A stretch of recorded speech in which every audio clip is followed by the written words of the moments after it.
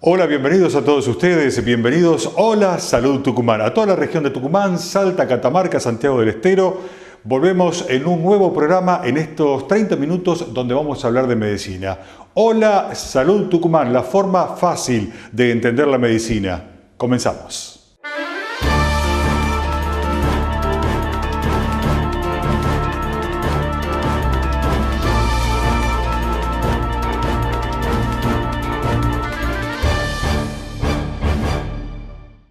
En este bloque vamos a hablar sobre lo que son cálculos en la vesícula. En programas anteriores estuvimos junto al doctor José Cabrera, quien nos contó qué son los cálculos en la vesícula, de qué forma se manifiestan, cuáles son los síntomas, y hoy vamos a ver cómo es posible operar, sacar los cálculos biliares, los cálculos vesiculares especialmente, a través de la cirugía laparoscópica. Una técnica quirúrgica que a través de incisiones muy pequeñas de 1 o 2 centímetros se pueden extraer los cálculos de la vesícula. El doctor José Cabrera hoy nos explica el paso a paso de cómo es posible realizar este tipo de cirugía.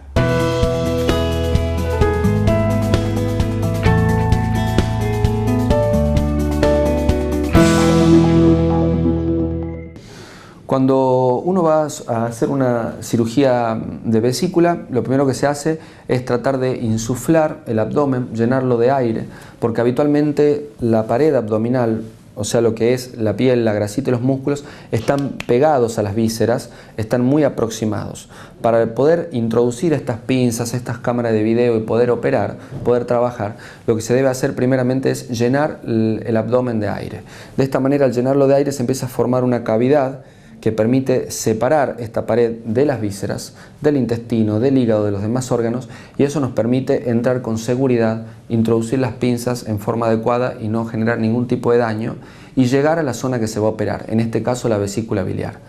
Se toma la vesícula con distintas pinzas, se la expone, se la puede ver adecuadamente, se identifican las estructuras que la mantienen unida al resto de los tejidos, la parte biliar, ciertos vasitos arteriales que la están irrigando, que la están nutriendo, y cuando se identifican estos sectores se los va cortando, se los va separando para poder ir despegando toda esta estructura enferma, bien, del resto de los tejidos. Cuando se logra hacer todo esto, se logra extraer la vesícula, después se la coloca en una bolsita para que todo este líquido, si a veces se derrama o si la vesícula está bien inflamada, no contamina el resto del abdomen, y se la extrae por uno de los orificios, por uno de los agujeritos a través de los cuales se ingresó. Generalmente se puede hacer esta cirugía a través de 3 o 4 orificios. Por uno de ellos, generalmente el umbilical, es donde se extrae la pieza, se extrae el órgano, la vesícula enferma, ¿sí?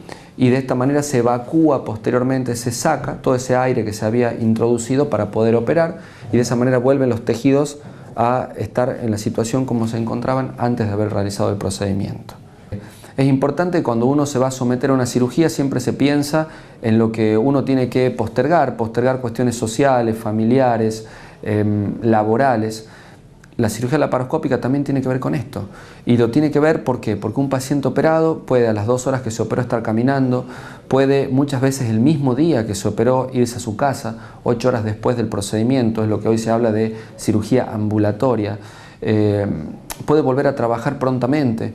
Un paciente con una cirugía de este tipo puede estar a los 14 días de estar en un gimnasio realizando actividad física, puede evitar de suspender cuestiones laborales, sociales, familiares, hay menores costos sanatoriales hay menor estadía hospitalaria, menor necesidad de personal que controle a estos pacientes. O sea, desde todos los puntos de vista, desde todos los actores que intervienen en un procedimiento de este tipo, el paciente, el médico, el anestesiólogo, el personal de quirófano, los enfermeros, todos se ven beneficiados con este tipo de tratamientos, bien, que en definitiva le dan un beneficio muy importante al paciente.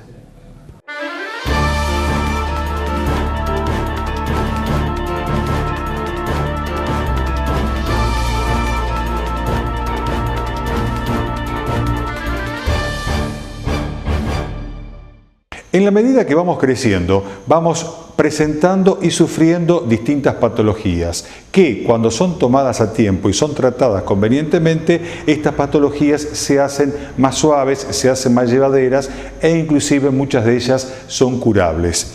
El caso de las úlceras es uno de los casos que más preocupa a las personas con cierta edad o de edad avanzada, y especialmente a aquellas personas que tienen problemas circulatorios en venas y arterias, y también especialmente en personas que están relacionadas a algún tipo de diabetes, donde hoy justamente nos habla sobre las úlceras, por qué se provocan, cómo es que se pueden tratar para hacerlas desaparecer en el más corto tiempo posible y cuál es la técnica que él nos propone.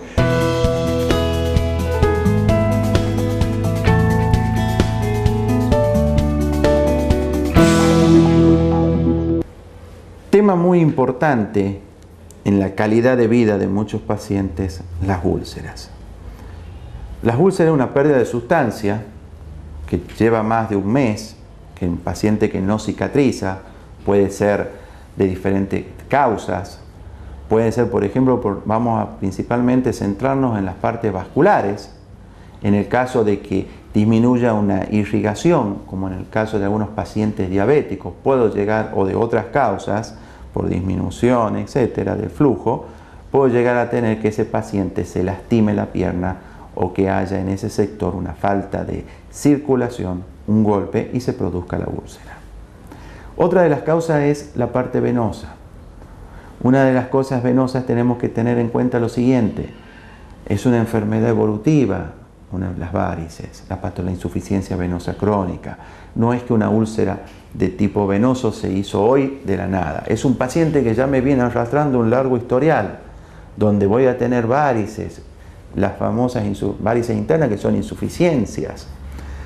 Nosotros vamos a tener una piel color negra, delgada. Le haremos el estudio, tendremos muchas veces la gran mayoría de las veces enfermedad interna, insuficiencia. Esta úlcera se puede producir por varias cosas. Puede el paciente golpearse, rascarse, diferentes causas traumáticas que me hagan perder parte de esa piel, sumado a esa enfermedad que se produce una alteración a nivel de los vasitos, los más chicos, en las piernas, va a hacer que haya una lesión de más de un mes. Y comenzaremos en una lesión sucia, porque tiene mucha secreción, duele, con los bordes que están rojos, molesto. Si el paciente se le hincha puede perder líquido continuamente. Eso va desmejorando y afecta no solo la calidad de vida del paciente desde el punto de vista físico, también desde el punto de vista psicológico. Es un paciente que lucha, que llora por su tratamiento, que quiere una rápida solución. Y es un paciente que cuando ya viene de mucho tiempo, no viene muchas veces por un solo flebólogo, sino que ya ha ido alternando por varios.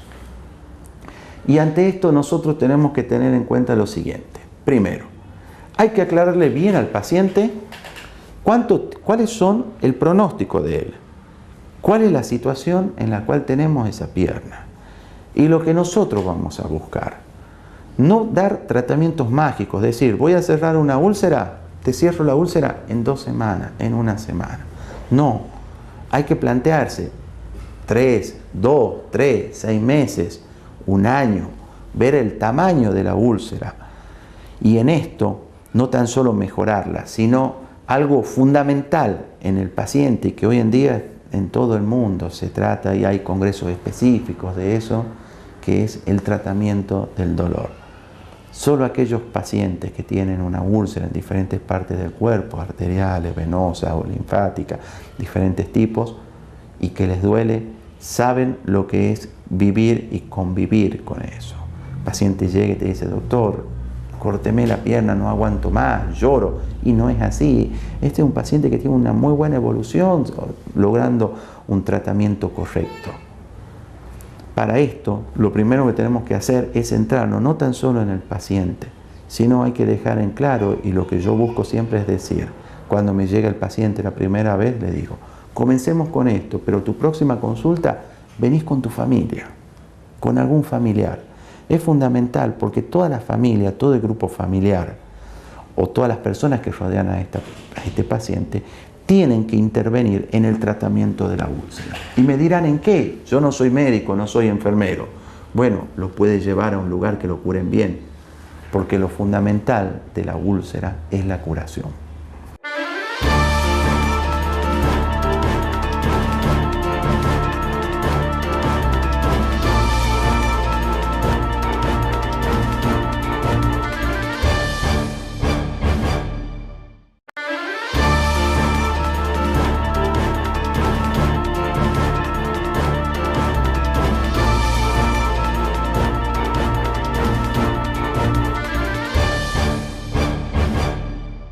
En este bloque vamos a hablar sobre esterilidad, problemas de esterilidad en los hombres. Son distintas opciones las que se pueden tomar aquí, son distintas patologías, distintas enfermedades, distintos tipos de problemas que hacen a que una persona no esté en las condiciones óptimas para poder concebir un hijo. En este caso estamos hablando de los problemas vinculados a los hombres. Hoy el doctor Ricardo Rasguido, quien es urólogo y trabaja en la ciudad de Tucumán, nos va a hablar sobre problemas de esterilidad en general. Nos va a explicar cuáles son estos problemas y de qué forma se diagnostican cada uno. La esterilidad masculina es muy frecuente. ¿Y por qué? Porque representa un 25% de los casos de causa de esterilidad de pareja. Y se define una esterilidad de pareja cuando una pareja ha mantenido relaciones durante un año, con relaciones con cierta frecuencia y no logra un embarazo. ¿Por qué esto? Porque si nosotros ponemos 100 parejas que están perfectamente estudiadas, el hombre con su espermograma normal, la mujer con su ciclo ovulatorio normal, que tengan relaciones sexuales el día de la ovulación, en el primer mes solamente va a haber 20 parejas que quedan embarazadas y las 100 parejas durante el año van a quedar embarazadas. Entonces por eso siempre es posible, debemos comenzar a estudiar una pareja después de que ha pasado un año de no lograr un embarazo. Cuando se produce la inquietud de la consulta porque no se logra un embarazo, acá se divide. La mujer tendrá que ir al ginecólogo especialista en fertilidad y la mujer va a buscar al hombre va a buscar al andrólogo para ver cómo está la parte de la fertilidad masculina.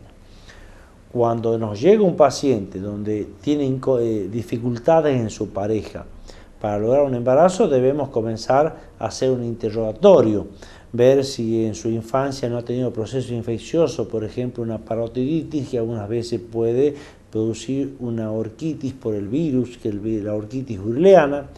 Tenemos que ver si no ha tenido problema en el descenso del testículo, se llama criptorquidia, que puede llegar a alterar el tamaño de los testículos.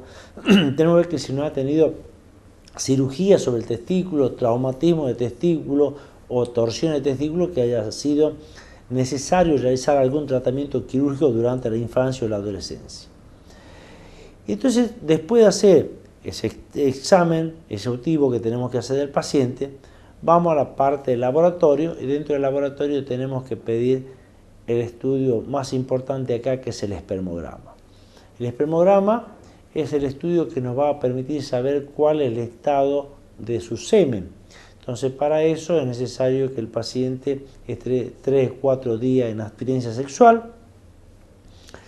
Va a recoger el semen preferiblemente en un recipiente estéril y cuanto antes lo tiene que enviar a un laboratorio especializado en estudio de semen, porque no todos los laboratorios hacen buenos estudios de semen. Los datos que nos van a dar los resultados de ese estudio de laboratorio del espermograma se refiere, por un lado, al volumen, que la cantidad de semen tiene que tener más de 1,5 centímetros o 2 centímetros o 2 mililitros de semen, que por cada mililitro tengamos una cantidad más de 20 millones de espermatozoides. Con respecto a la movilidad que vamos a estudiar en el espermograma, es decir, qué capacidad de movimiento tienen los espermatozoides. Los espermatozoides tienen 3 tipos de movimiento: un movimiento en su lugar, un movimiento progresivo que puede ser lento y un movimiento progresivo rápido. Lo que nos interesa es el porcentaje de espermatozoides que tiene el movimiento progresivo lento y rápido, y eso tiene que ser más del 32%, tienen que moverse con la movilidad de progresión de lento y rápido. Y con respecto al estudio de la morfología, el espermograma nos va a decir qué porcentaje de esos espermatozoides tienen características normales, es decir, que tienen la cabeza con buena forma, el cuerpo y la cola, y no le damos importancia cuando tienen 2 cabezas o 2 colas o están segmentados. Y el porcentaje que tiene va a variar de acuerdo a las características que se tome el laboratorio para decir la normalidad. La más utilizada es digamos, el método de Kruger, que nos va a decir exactamente si el porcentaje es más de 11 o 10% normales, consideramos que es un espermograma que tiene una movilidad normal.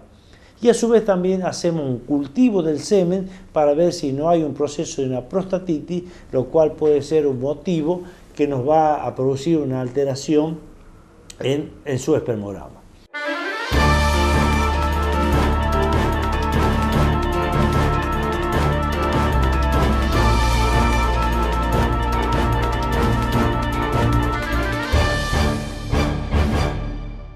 En este bloque vamos a hablar sobre oftalmología y hoy estamos en compañía del doctor Ignacio Liszczynski, oftalmólogo de la ciudad de Tucumán, un muy reconocido profesional en este medio. Hoy el doctor Ignacio Liszczynski se va a referir a aquellas personas que son diabéticas. ¿Por qué? Porque las personas diabéticas podrían llegar a tener complicaciones, enfermedades en la retina que en caso de no ser tratadas puede llegar a la ceguera. Por eso es importante que una persona diabética realice controles en forma periódica en su visión para evitar la aparición de estas enfermedades y cuando esta enfermedad aparece, tratarla en forma conveniente. Vamos a hablar entonces sobre este tema junto al doctor Ignacio Liszczynski.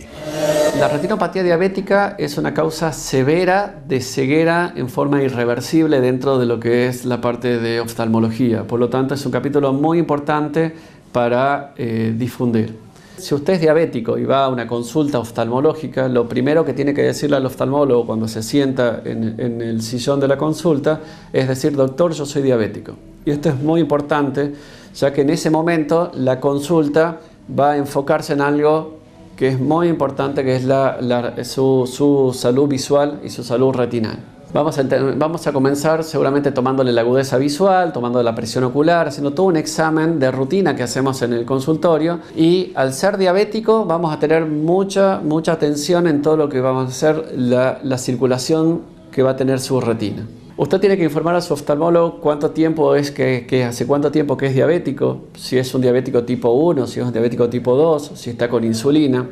Algo que empieza a cobrar mucha relevancia en nuestra consulta es si usted ya está necesitando, porque tiene una diabetes ya avanzada, si está en diálisis o si ya está con un problema de falla renal o está teniendo problemas de circulación periférica, porque todo eso también ocurre dentro del ojo.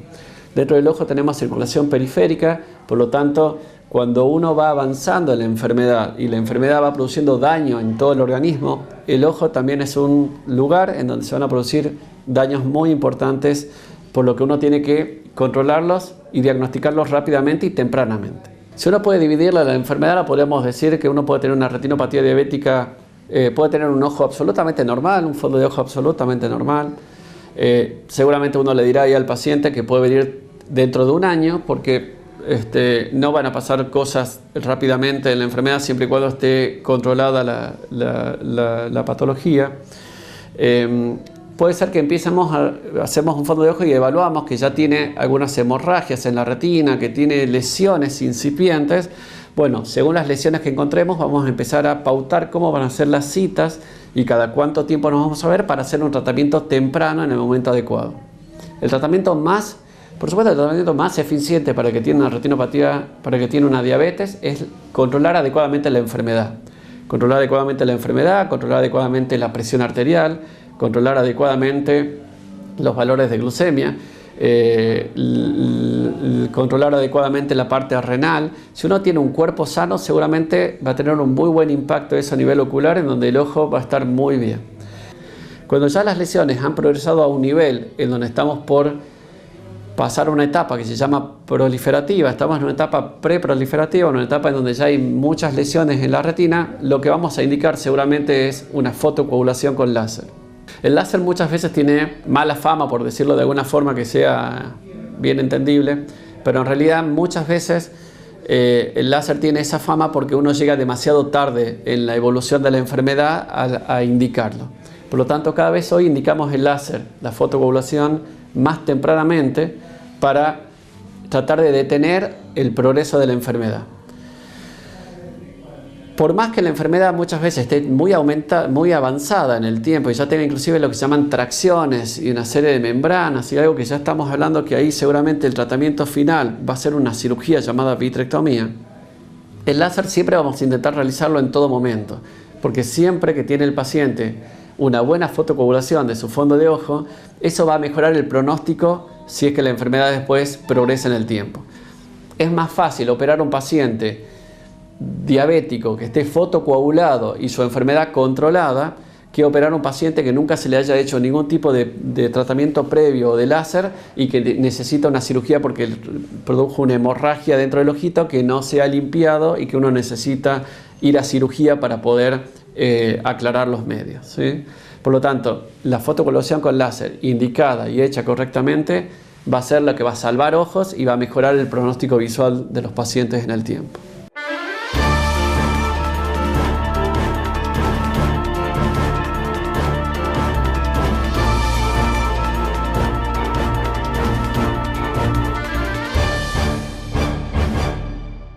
Amigos, hasta aquí hemos llegado en una nueva entrega de nuestro programa Hola Salud Tucumán.